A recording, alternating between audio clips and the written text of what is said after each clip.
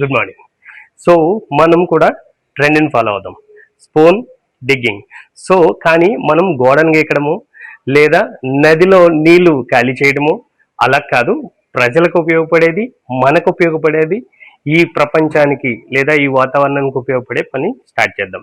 Okay, ఈ spoon తోటి మనం ఒక పాట్ తీసుకొని పాట్లో మట్టిని డిగ్ చేసి ఓకే ఒక మొక్కను నాటుతాను.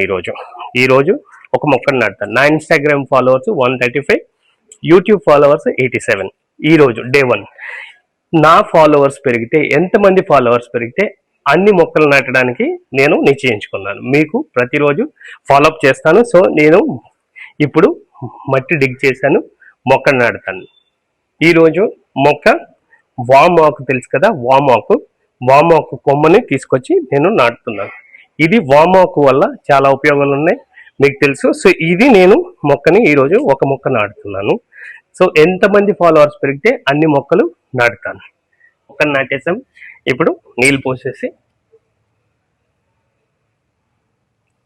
ఆల్రెడీ మనం కరివేపాకు చెట్టు కూడా నాటాము.